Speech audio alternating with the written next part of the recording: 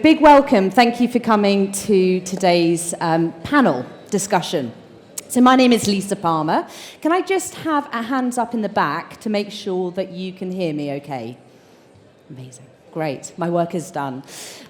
So I'm here today on behalf of Two Brain Business, which is the world's largest mentorship practice for gym owners. Today's talk is about semi-private personal training. For the purpose of today, you might hear us cross-talk between semi-private personal training and small group. For the purpose of today, it's the same thing. Just before I get started, can I just have a show of hands of who here is a gym owner? Okay, great. And who's a coach? Great. And who is just in the industry and wants to know more about semi-private? That's a relief. You're in the right place. Great. So a little bit about myself, first of all. So like I said, I'm a business mentor, and I work with gym owners on a daily basis to basically improve their businesses, improve their profitability, and make sure that they put the right systems and models in place so that they can get themselves to the perfect day that they're looking for. I'm also a multi-site gym owner myself. So I know all too well the decisions on a daily basis that the fitness industry has to make. I'm also, actually I do have a slide for this, I'm also a mum of 2 children, so I value my time outside of my business, and I value having systems, a team, and a structure in my business so that it can serve me and my life, my family, and the things that I really enjoy. As you can see, I'm a qualified physiotherapist by background, which means I have experience in the NHS, which is a different kind of skill set that you need. I'm also someone who worked in the forces for about 10 years as a physiotherapist in the RAMC. And I'm also a day trader, fun fact. So I'm learning at the moment, and I have my own mentor in terms of teaching me how to day trade, which is really good fun. So one of my roles as a business mentor is listening to gym owners talk about things that they might want to introduce into their business. And in the last 18 months, more and more of my clients have been asking about semi-private personal training.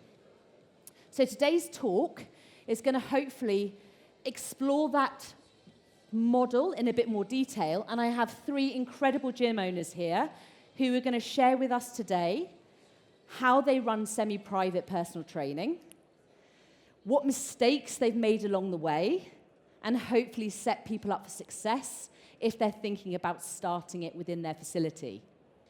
Before I go any further, can I also have a show of hands of who is thinking about setting up semi-private personal training?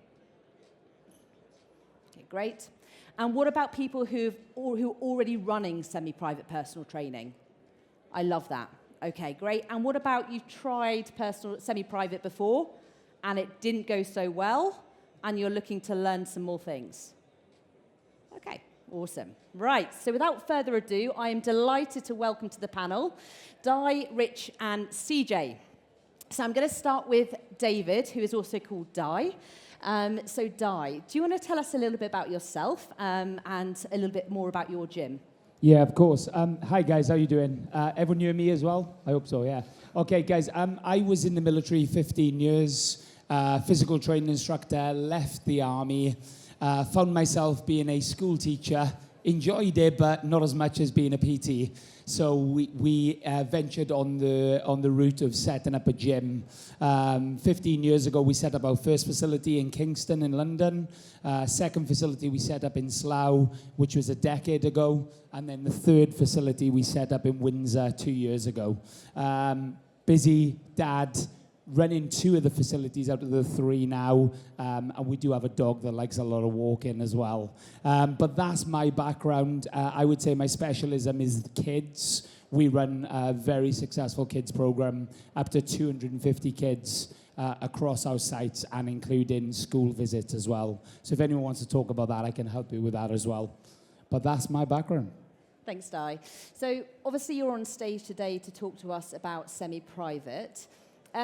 If I just take you back and just say, you know, when did you start semi-private and why? Yeah, so we started semi-private about 6 months after moving into our Windsor site. We did try it also at our other site as well. But the reason we set it up was because we found ourselves, everyone's ready for this, gym owners, pin your ears back, ready for this one. 2 of our instructors left and out of the door walked £10,000. Now, I see that as a positive now because what it done was taught us a lot of lessons. Personal training is exactly that. It's very personal. They develop great relationships with people, and because of that, when they decide to move on, which I think is the right thing for people, they should be developing. But when coaches leave, invariably, they'll take their clients with them. So we knew something had to change. So we started investigating and having a look into this new buzzword of semi-private. And what we found was that it became more about the actual training and about the actual program and the way it was implemented than it was about specifically just about that coach. And that's why we introduced it. And ever since the last 18 months, we've been running it successfully in our Windsor branch. And so if you're comparing personal training, which is one-to-one, with semi-private, for you, how would you describe the difference?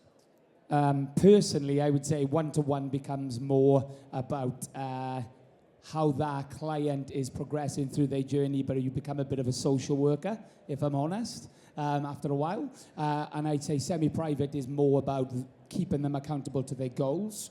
And I can talk more about the systems we use later, but I find it a little bit more succinct because you've got more people there. I feel like the expectations are a little bit higher. Even though you've got we run 4 people in a session, I feel like the client gets way more, and the environment I feel is better as well. Because of the environment of having more people there, the atmosphere is a little bit better. Some people I've actually heard say to me that they wouldn't take on personal training purely because they don't want to feel like it's all about them. That's where semi-private, I think, is the win, because they don't want to feel like all of the session is just about them, individual.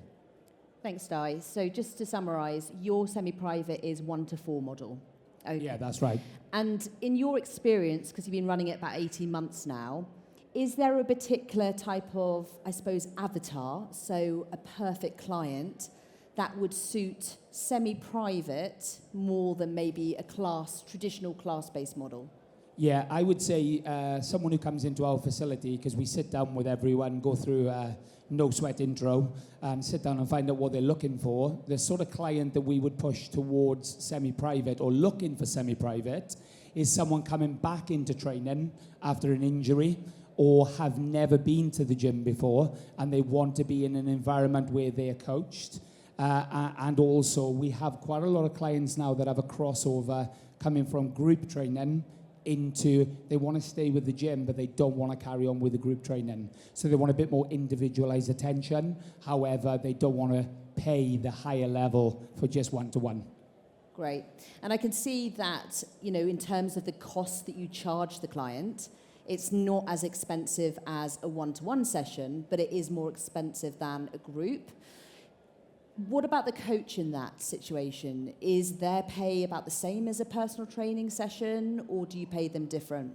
Yeah, so a coach can do really well at a semi-private. So if they're doing a semi-private session and they manage, it's on them, but if they can manage to keep that session full and people wanting to attend it, all the coaches here in the room are smiling now. All the gym owners who used to be coaches are also smiling, because that's your job, right? But if they can do a good job and get 4 people to their session, they can earn double the amount of money in that session. We have like an ascension model, which I'm very happy to talk about later on, but ascension model in terms of pay. So if they have 1 person booking into that session, unfortunately, they will only get their normal class rate. However, we're very honest with our coaches and we tell them, listen, it does even out, because sometimes it just so happens, maybe over Christmas, that people or the sessions are quieter. So the coaches know this, but it's their job then to try and get that session full. Okay, thanks, Di. So you start your semi-private, you have 0 clients. You know the kind of person that you want to attract into the program. How did you build your semi-private program up? Yeah, I think I'm quite lucky in this sense because I do all the intros at the front end. In fact, if you don't mind, guys, hands up who does an intro at the front end of their clients. Okay, interesting. So when I sit down, every client who comes to our gym, the first thing I do is sit down with them, have a conversation with them and find out what they're looking for. It was very apparent to me where this semi-private works because not everyone wants to go into a group where there's loads of people and it's really daunting. But they might fancy doing that in 8 to 12 weeks' time. So for me, it was really easy. So the first thing I was saying to them was, or the questions I was asking was at the front end, like, how would you feel training with a group of people? And a lot of people are daunted by that. What about one-to-one? Oh, no, I don't want to do that. So it was really simple. So for us, I targeted the front end, trying to get people into that semi-private model, and then from there said to them, after their first check-in, that they could maybe move on to group. Nice. So what I'm hearing is you almost run like a prescriptive model where when you're doing your marketing, you basically encourage everyone through the door, but it's when they're sat in front of you, then you're prescribing that particular type of product to them and their needs. Yeah, that's right. Our website says very little, and we have this all the time. Clients will call up and say, oh, I can't see your prices. Yeah, because it's all with a conversation. I could show you every single program, but it would mean nothing. And we all know this because not every client suits every program. So we keep it very broad on the website, and when they call up, then it starts as most of us do with a phone call, then a one-to-one conversation. Okay, great. And then I also picked up on the fact that you said that you're not a purist semi-private model. You kind of use it as a tool to get the clients to their goals, and that might also mean that they go to a group class after their journey or maybe stay put where they are. Yeah, that's right. And we actually have quite a lot of our clients that will go between all 3 programs as well. It works really well. So we just had a guy now, Simon, who unfortunately in all the rain had a real bad problem with his roof. It was leaking. He didn't want to carry on paying one-to-one prices. So I was like, you want to carry on with your goals? That's not even a question. Why not drop down to the semi-private model, do that for a couple of months, build up a bit of reserve, and then see where we are. And it's a really nice filter between one-to-one, semi-private, and then on to the group model if they need to from there. Thanks, Di. One of the things that I always get asked by my clients is, okay, you've got 4 people in front of you. You're trying to get them to their goals in a very bespoke way. Like, how do you program for all 4 people, stay on top of it with the reviews, with the coaching, and keep their satisfaction really high? So what do you do? Yeah, okay. So we've gone quite in depth on this. So in terms of the way that we do it, client comes into us, I've already told you that process. Once they sit down with me, from the very day dot, we use a system called Kilo, Gym Lean Machine. I don't know if you guys have ever heard of it, but essentially what we do is a physical assessment, check them over. Find out, we all know what happens, you assess them. The first thing you see is they can't do a squat. So we'll come up with a squatting movement. We're looking at a hinging movement. We're looking at a pressing movement. From there, once we've done that, we then put them onto the gym lead machine system, which allows us to then have reminders of when these people need checking in. The first checkpoint after they've done their scan and their movement assessment is 4 weeks later. So 4 weeks later, I sit down with all my senior coaches that are doing, that's a really good point to mention actually, only my senior coaches would be allowed to do semi-private personal training, and I'll explain why later. But essentially, a week 4, we will do a program review. So what I'm looking at there is, for example, if I've got Johnny in front of me, and Johnny has got really strong at pressing, I'm going to look to challenge him in a different way, or maybe play around with his pressing repetition range, or look at something different. So that's checkpoint number 1. Checkpoint number 2 on semi-private, we would then do a re-prescription of the in-body scan again that we use at week 8. So we would look at their results, check that everything's going well. Do they need more? Do they need less? Do they need nutrition? Or what is it? What's going well? What's not? And then that happens every 4 weeks and 8 weeks throughout the remainder of the program. Amazing. So it sounds like, yes, you do bespoke programming. You have high accountability touch points. It's very similar to personal training, but a 1-to-4 model. And you use systems like Kilo to help facilitate that process and keep you on track with it.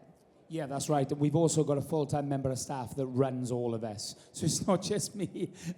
So our full-time member of staff called a client success manager, his whole job is to make sure this happens.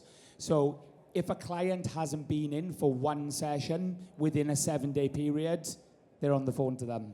This stuff takes time, right? It takes a lot of time, but the difference it makes to retention is phenomenal. He is also doing the fun stuff. So if they've done a personal best, he's sending them a little bunch of flowers or a card. How many people actually receive things in the post these days? Not many people, right? And when you do get something that's not a bill, you actually enjoy your day. And that's what he does. So he'll send little postcards, little thank you notes, and well dones for doing well on the program. His job is to bring the joy, and that's what he does. And just before we move on to Rich, biggest mistake. Let's change it. Let's say your biggest learning through this process, so that hopefully people in the audience today might avoid some of the things that you've done that actually took a while to correct and backtrack on. Yeah, I'd say my biggest mistake that we made was thinking that semi-private PT, small group, whatever you want to call it, is available at any time of the day. You've got to put this program at the time of day the clients want it. So you've got to do research into that. We just thought, well, if I've got a coach in 6 in the morning, 7 in the morning, I'll just put it on at 8 in the morning. How many parents do you know are available at 8 in the morning? I'm certainly not. So you've got to find the time that it works for parents, because that's generally your avatar. So what we found was 9 o'clock and 11 o'clock. They're good slots. Evening times, 7 o'clock, 8 o'clock. But if you explain it to the coaches that it is, in a way of earning big money, if they do well at it, then they are happy to coach it. But that would be my biggest takeaway. It's got to be at the time of the day that actually works for the client, doesn't work for the gym. Thanks, Di. Thanks. And I will be stopping for questions at the end of the panel questions. So please do write your questions down, and I'll give you 10 minutes at the end to put your hands up. Right, Rich. So I'm excited to introduce Rich and CJ because they do things very differently to each other and very differently to Di. So we'll be exploring your model now, Rich, and how you're running it. But before we begin, do you want to just tell us a little bit about your facility and a little bit about yourself?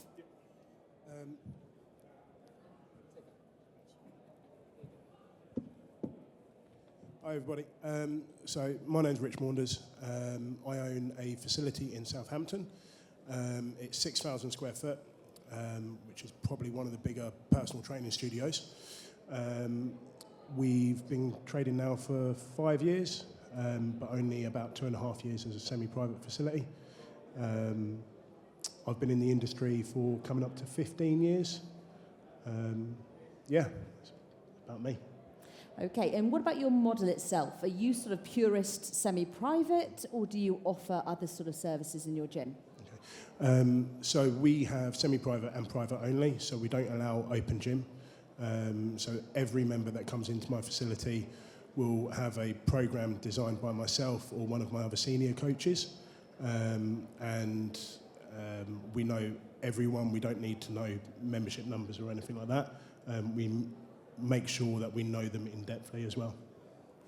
And when we had a pre-call, Rich, I was very impressed that you'd just disappeared off to Florida for like 3 weeks at that time. And I think this is also important to kind of say is semi-private seems to be quite a good tool in terms of profitability, but actually time efficiency as well, and resources. So how have you found that semi-private and, let's say, the model that you're running allows and facilitates the lifestyle that you lead as a gym owner? Yeah, so as you said, you've got 2 children, I've got 4. So my time's a little bit more tied up as well, but I haven't got a dog. So we're actually only open for 6 hours a day. And off the back of that, we make more money than when we were an open gym. It means that I don't have to staff the facility for the other 18 hours of the day. And it leads a lot more freedom to myself and my staff as well. So they can do their own thing during the day, they can film content, they can PT, all that kind of stuff. And then on the back of that, it kind of gives me the leeway that to fill the space that I would be there, it's a lot cheaper because instead of doing 8-hour shifts or 10-hour shifts, I'm doing a 2-hour shift. So to fill that up with a staff member is quite easy. Yeah. So I can go away for 3 weeks in November and then 2 weeks in January as well and stuff like that. Awesome. And just pulling on from some of the things that Di said, so we talked about things like programming. Do you do a similar sort of model to Di in terms of how you program for your clients and the setup in your staffing in terms of how you pay them? So programming wise, it's only myself and one other member of staff that's allowed to program. The reason I do that is because I kind of want to keep my finger on the button, make sure that everyone's succeeding. If someone's not succeeding, I can tell from their previous program. I can see when it was written, when it was completed, and their weights, and make sure that everything's moving forward. On the back of that, I've got the in-body as well. So depending on what their target is, I'll be able to see where their improvements are. If there aren't improvements, then I'll have to raise that with the coaches and find out what's going on. When it comes to, what was the other question, sorry? So how you pay your coaches, the ratios, is it any different to what Di does, where he does an ascension kind of process? So how do you pay your coaches with your semi-private? All my coaches get a minimum of £15 per hour. They can also use the facility to PT their own clients free of charge outside semi-private hours, and they also get a kickback on our profit share. So depending on how long they've been with us, how many hours they've worked and stuff like that, they'll get a percentage of our profit share. Okay, great. So just to kind of recap on that, so Di kind of does almost like an ascension sort of coach pay model with the semi-private, but you have a fixed rate that you pay your coaches for semi-private, but they get free use of your facility to train their PT clients. So there is additional revenue generating opportunities for them. Yeah, so there's a couple of coaches that are earning around about £3,000-4,000 on their own private kind of time. But as yours is, they get a bonus for how busy their session is. My guys will get a bonus on how busy my gym is. So, if we exceed expectations, they get a bigger bonus. So December is going to be mega for them because I didn't expect a great deal. So I kind of put a 10% reward on, and they've actually smashed last January out of the ballpark. So they're all looking at a very big bonus. Awesome. So it sounds like your coaches are doing really well, which obviously hopefully keeps your coaches around for longer. And then kind of if we switch to your clients, something which I was really impressed when we spoke before is how long you keep your clients for. So I'd love to know a little bit about your strategies in terms of how you keep your clients happier for longer on semi-private. Okay. So all of my members will have to have at least one goal setting session per month. If they're not making great results, then it could be every week or even every fortnight. On top of that, they get an accountability text message and email. So we expect a reply every week. And we use a traffic light system. So if it's red, then they'll probably get a phone call. If it's amber, then there's a lot of questions at why it's an amber. And if it's green, they just get a thumbs up kind of stuff. So they're not just touching base with the coaches on the gym floor. They're touching base with the program designers and the goal setters as well every single week. Great. So once again, loads of high accountability there. So when you're doing the traffic light system, is it an automated traffic light system that is related to attendance, or is it something that the coaching team allocate? There are parts of it that are automated. So the email goes out every single week, and the text message goes out every single, well, it's a WhatsApp, but it goes out every single week, and that's completely automated. But on the back end of that, the replies aren't automated. So we'll see, currently I think I've got 87 in semi-private or something like that. So at this moment in time, say if 7 of them replied red, they'd all go straight into the calendar for a phone call back that day to find out why they're red. Nice. So you've got 87 current clients on semi-private, Yeah. and then you have an escalation effect in terms of how engaged they are with the process and their journey. Yeah. And then you have clear call to actions in terms of whether they're a red, an amber, or a green client. Yeah. That's 100%. great. So if someone here is thinking about starting semi-private, is there anything, just like I asked with Di, are there any mistakes that you've learned along the way that you're like, oh, I wish I wouldn't have done that? A couple of things that I did in the very beginning was I allowed coaches to run it independently. So, say one was called Bob, he would pretty much run all the morning sessions, and then Dave would run all the evening sessions. The problem that you have there is very much the same as a personal trainer model. If that trainer wants to leave or take your business elsewhere, the client has a relationship with that trainer, not your facility. So one of the things that I do now is that I have multiple different staff, and it's a very, there's no rhyme or reason to the actual staffing hours. So just because it's Monday doesn't mean it's Bob. Just because it's Tuesday it doesn't mean it's Dave. Because I want them to have a relationship with the trainer, but I don't want them to think that trainer is the gym experience. Yeah. So that was the hardest thing because I had to fire a few of my staff at one time. I remember going home after that thinking, I've just killed my business. So, and I vowed that I'd never do that again. So what I'm hearing from both of you is what semi-private gives you is a less coach-centric model and more client-centric to their goals. Yeah. Okay, great. Definitely. Awesome, thank you. Right, on to CJ. How are we doing, everyone? So, CJ, do you want to tell us a bit about yourself and a little bit about your gym? Yeah, so I've been a personal trainer for around 15 years now. Started our gym 11 years ago. Started a small PT garage, scaled up about 4 years ago after COVID, and then just been building it since then. We started semi-private, or we call it small group personal training, January this year, so we started it this year. It's been something, been toying around with the idea. Went on a few mentorships, spoke to other gym owners about how it's done, and I said, you know what, I'm going to go for it, and then just started out moving some clients over from our large group coaching, and then started getting deeper and deeper into it when we realised the margins we could make at this level of service you can give. And for me personally as well, and the rest of the team, was getting time back and being able to run the business more efficiently. So you mentioned about time, which I don't think we've really delved into much so far on the panel. Yeah.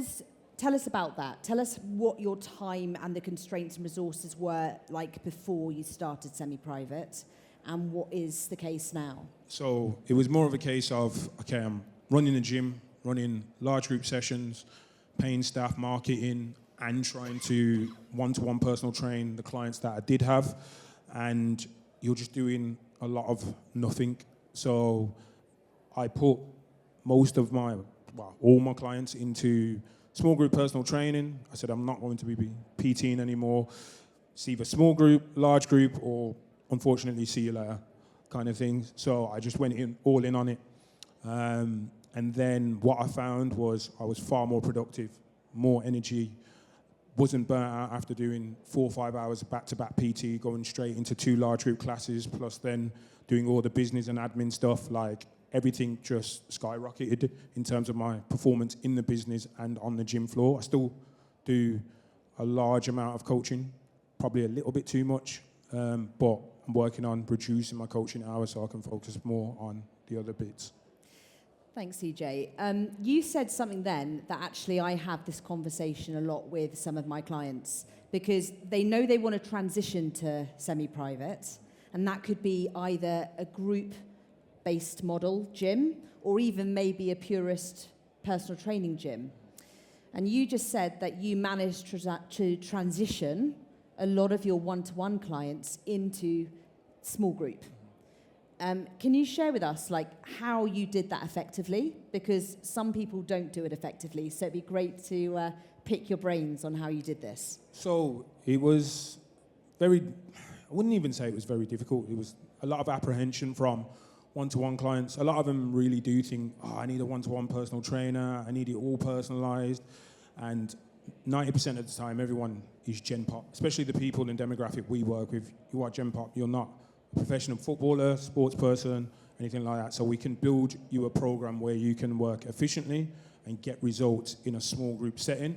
getting them to see that sometimes is very difficult. So the way we actually did it, I had conversations with a lot of my clients. We actually ran a trial week of small group personal training, completely free for them to try, Monday to Friday. Told everyone to just book on, trial it, see how it feels, and then took it from there. A lot of them like, well, actually, that was pretty good. And we kind of worked it that way, spoke to a few more members, and kind of just convinced them that this is the way forward. And a big plus for them is it's so much more cost effective. With everything being as expensive as it is, when you're trying to charge, what would you rather pay? £60 for a one-to-one PT session, or you might pay nearly half of that and get 2 sessions. And alarm bells start ringing and be like, you know what, might give it a go. And then went from there, really. Okay, so just to recap on that. So you went to their goals to basically say their goals are still going to be met. Yeah.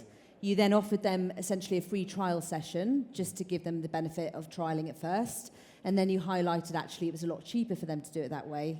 And then you had them. Yeah, pretty much, yeah. And then it's also identifying. So we run a large group model as well as a small group. We started with large group first. So it's like sometimes with people coming in, so if you've got Barbara, for example, 45, 48 years old, hasn't done anything for 18, 24 months, she's probably got no business going straight into a large group coaching session. So it's like, how can we meet her needs? Small group personal training is probably the best fit, especially if she's saying like, I need to take things slow, I've got back injuries or these injuries. Large group training is probably not best for her. So it's having these conversations saying, actually, this is going to be so much more beneficial you going into a small group. Yes, you're going to pay a little bit more money, but you're going to feel better and get much more out of the session. Would you rather that than continue in what you're doing and essentially getting nowhere in 3 to 6 months' time? And most of them are like, you know what, I give it a go. And then we've actually have some of them combining the two, a bit of small group and large group, because they do like the kind of community, the bigger feel, or what you might call the burn or sweat sessions or whatever it is. But small group is essentially more personalized, more hands-on, and you can get better results because as a coach, you can give the client so much more attention. Thanks, CJ. One thing that Di touched on was that he only allows senior coaches to deliver semi-private. Di, I didn't really delve into that too much with you. I'm kind of pulling on the fact that you say you're probably working a bit too much on the gym floor at the moment. Do you think that semi-private is really only set up for people who have a bit more experience? Or if not, do you have training in place? And what kind of training do you deliver to bring staff up to speed? Yeah, so we took on 2 members of staff back in the summer. They hadn't really, one had 15 years experience, but not in what we'd call functional fitness space, which is what we are essentially. And another girl who was essentially newly qualified as a PT.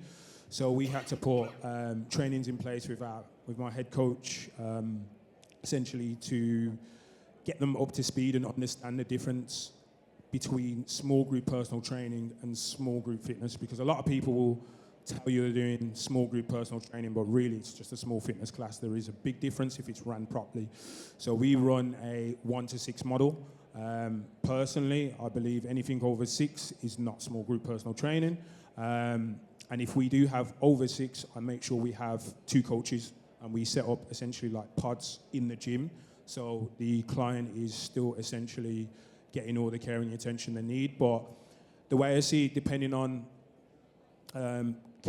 is it just for senior coaches personally? If my coach is good enough, they'll coach. And if they're not good enough, it means I need to train them to be good enough. So we've got some of our junior coaches doing it now, but we went through a bit of an onboarding process where she was shadowing myself, my head coach, and even when it comes to stuff like programming, we're starting to do that collectively together. So everyone understands the program, because there is changeovers with coaches in, depending on from week to week, whether that's cover, availability. So they know what's on the program, what's expected, and everything is fairly consistent. Nothing should change. A framework shouldn't change, and just take it from there, really. Okay, great. So it sounds like you bring your whole team in to do this and deliver this program. And the way that you do that is you basically make sure that your communication is really on point so that everyone knows the client's programming and everyone feels like they're up to speed. Okay, that's good to know. So do you feel that coaching a big class is a different style of coaching to coaching semi-private? Because I'm just looking in the audience now. There may be some people here who have a group coaching facility, a larger group coaching facility, and want to sidestep into semi-private. And is the coaching different, and how? Yeah, it's massively different. Like the skill set you need as a coach as well, because even in the way we do things, like we might have a program on the TVs or whatever it is, and that program is just maybe based on movement patterns, as is full body movement patterns. However, what Barbara needs, what Helen needs, what Andy needs are going to be completely different in that session. So you might have someone doing a hip hinge movement, someone might be with a barbell, someone might be with a kettlebell, and these people all require different levels of coaching. So the skill set, not even just from a coaching perspective, but even being able to handle different people, how they take like feedback, some people are more visual, and so forth. So yeah, it can be quite challenging, but you've just got to put all the things in place. Yeah, I agree with that. I think from hearing you speak then, it is about the coaching, right? Yeah. But actually from what you've just said, it's about the other style of coaching where the soft skills and the personal skills of the coach matter when they're going around the room. And I'm really pleased that you kind of touched on that, because a lot of people just focus on technique rather than actually how to work the room at the same time. Just before I kind of open up to the forum and the floor in terms of question and answers, I'm going to ask you the same question I've asked the other guys in terms of mistakes, hurdles, things that you wish you would have done differently along the way. Have you got anything that you want to share with the floor today?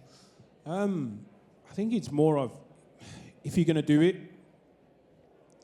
I wouldn't say go, if you've got a large group coaching model, you can run both. Like, it's not the be all and end all. We started from large group, and you can have small group running alongside. One of the most difficult things is like adapting to session flow within the session, because you want the session to be good.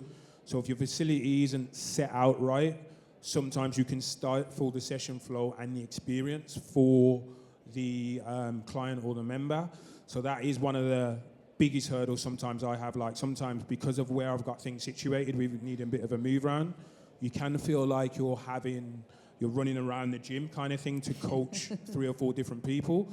But we're working on fixing that problem. But a lot of it comes down to that you may not see yourself, but even the positions you pick up within the session, being able to coach someone from there and coach someone from there can be quite challenging for someone who's never really coached before. Like, you don't want to have your back to someone, or you still want to know what's going on. But luckily for me, I've been doing it a long time, and being able to coach 4 people and 15 people it is different, but within a small group setting, the client is essentially expecting more. Whereas in a large group setting, well, you can kind of argue that there's always going to be a little bit of a drop-off in terms of how much you're going to get. And if you're looking for more, which we had a lot of members who was like, I need a little bit more hands-on, I need a bit more attention. And it's like, okay, then maybe we need to move you into small group to get that, because we're not able to do that if we've got 16 people on a session. You know what I mean? So, yeah. Yeah, thanks, VJ. So, yeah, it sounds like there is a certain type of coaching skill set that you need to deliver a good semi-private session. Okay, right. I think we'll open up to the floor now. So, has anyone got any questions that they'd like to ask the panel? One second.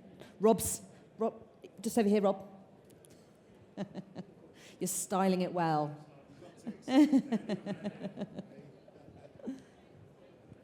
Hi. So I wanted to ask, what is the average lifespan of small group PT clients? So what is the average lifespan of PT clients? Should we go through? So semi-private, clients. Yeah. Great. Di, do you want to? Oh, sorry. Di, you go first. Okay. Ours at the minute is currently about 9 months is where we're at, but we are only 18 months into it. So that's where we're at compared to our group model, which is about just over 2 years. Mike, it liked you. The turnaround is around about 14 months at the moment, but we've only been actively doing semi-private for just coming up to 2 years. So in the beginning, there was a lot of mishaps and stuff like that. So as currently, we've only been going for 11 months. So longest serving, many of them are at 8 to 9 months at the minute. Awesome. Anyone else? Yeah. Mainly to Rich and Di, how do you deal with clients who have completely kind of disparate goals but within the same session? So you mentioned individualized programming. If you've got someone coming at the same time who's training purely for fat loss, for example, versus someone else that might be training for, I don't know, judging by Di, maybe there's some rugby performance goals in there as well. But yeah, the disparate goals within the same session. So with myself, only 3 people can turn up every 15 minutes. They're also set a warm-up as soon as they come in, so it steadies the flow for the coaches that are on the gym floor. We've usually got 2 coaches at a bare minimum on the gym floor, so we run a tablet system, so all of their programs are on the tablet. So the coach will just open up their folder and their program will be there. So it doesn't matter whether they're body transformation or performance, their coach will set them up for the first 5-6 minutes, make sure they're happy, and then just keep on checking in with them. So ours is completely different, which is fantastic. I love to hear all these different views, and maybe we even implement some of your stuff, so it's great. Ours is done via a folder system, old school. So the client walks in, if they booked a session for 9 a.m., I keep on using Barbara or Bob. I think we've got a lot of Barbara or Bobs in our gyms. Barbara goes up to the folder. She takes out her program, which is printed out in hard copy. She goes over. That program is just for her. And with reference to what CJ was saying just now, with reference to your position, in our gym, we're an archway, so we've got 2 arches. Semi-private clients know that they're only going onto the left-hand archway, and all their equipment is there.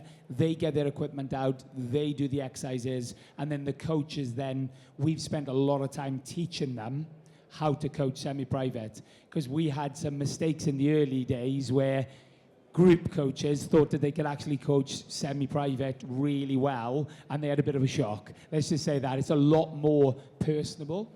And they do require a lot more, like CJ said. So they would spend their time then as a coach bouncing around, checking that the form is good, finding out what music they like, what do they want on the playlist. I know it sounds crazy, but if Barbara comes in and she's not having her 80s music on, she's not going to be a happy chick. And that's what they're essentially doing for the full time. Hopefully that answered your question. Any other questions? Go on, Rob. So I think this one's more for Richard, is it? Yeah?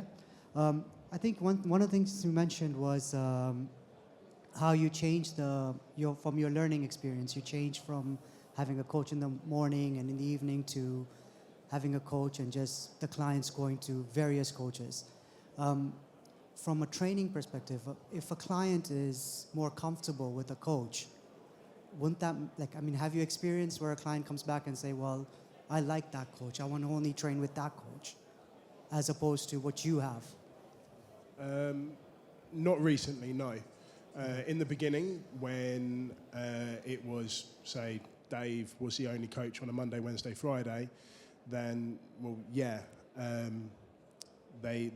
they strike a bond, but everyone has to come into my facility at least 3 times a week, and at least 3 times a week they're going to get a different coach. I hire on personability, not on skill set. Every single coach of mine will spend 2 hours a week with me or my senior coach, going through whatever it may be, their weak spot of that kind of point that we're looking at, the way that we're trying to make them a better coach.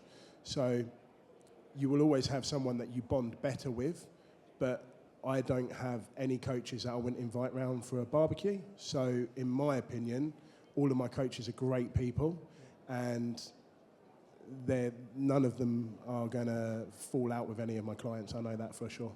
Fine. Just to build on that, then Di mentioned something about simple thing like similar music, right?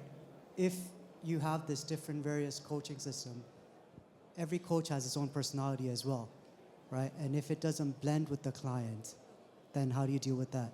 Yeah. Oh, so that's loud. Sorry, guys. Just to jump in what Rich was saying there.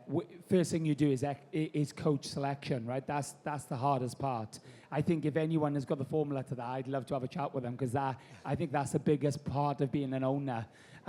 However, your question is actually kind of the point of semi-private because you don't want a client bonding too much with one coach because inevitably that coach is going to want to develop and hopefully you've done a good enough job that they then go off and open their own facility. Because the more facilities we've got, the more people are going to be healthier in this country, right? And I know it sounds a bit cheesy, but ultimately, if you get them to the point where they only want to go to Rich's session because he's a big boy and he lifts good weights, you kind of miss the point of semi-private, in my opinion. What you want is someone to go in. However, all the staff know that when Barbara turns up, she likes her 70s and her 80s music. All the coaches know that, right? So it's about that communication and about the staff understanding. Like Rich said there, he has, all of his staff, 2 hours a week spending talking to him. We'll have the same thing via, a Flock channel, finding out exactly what each client likes. But I kind of, the reason I was having a wry smile is because your question is kind of the reason for semi-private. You don't want that client just be going to the gym because of one coach, if that makes sense, even though we want them to love our coaches. Absolutely. Thanks. There was a question over here as well, just this table here with the man with the hat on.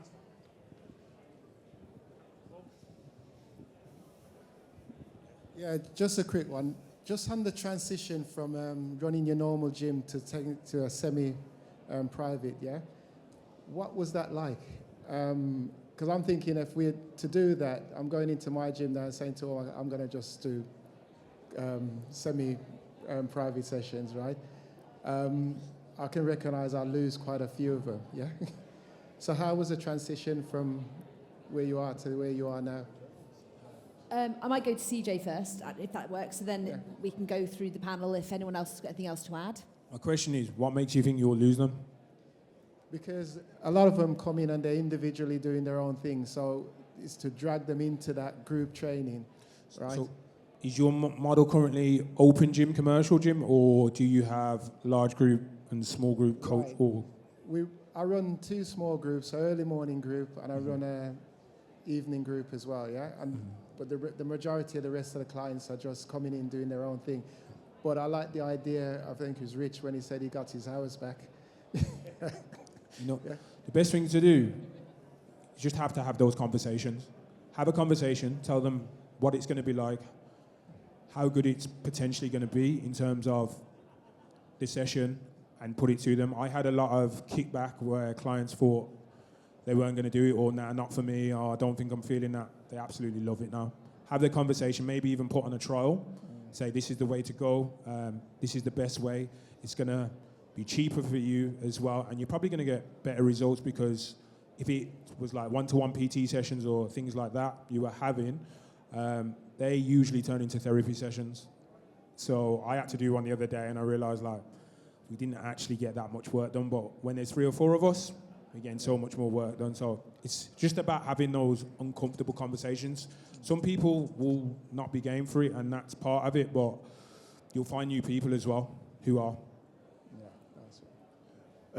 So my thing with that is the value of a semi-private member, it is almost tenfold. So I can lose 9 members and gain 1, and I'm actually financially better off.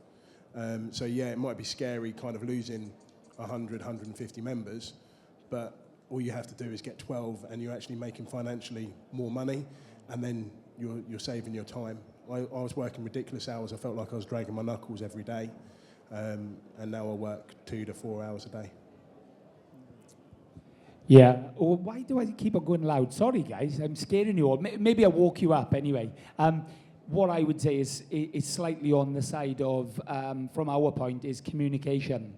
I think the first thing you need to do with your group is do like a talk about it.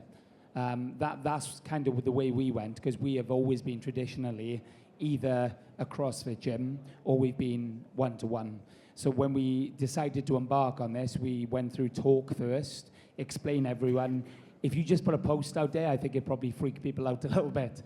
So we went through a talk first. Then after the talk, as CJ mentioned there, offer it to them. Show them what it can be like, and do it, at good times of the day. And then from there, you will, I'd be very surprised if people don't take it up. It's a great model. Right. I think, sadly, that's all we have time for today. So I'm going to put all the contact details on the screen here. So if you want to take a photo, get in touch with these guys later down the line. I'm sure every single one of them would be happy to answer any questions that you have. But can I just have a bit of a show of hands to say thank you so much to the panel? We appreciate the time.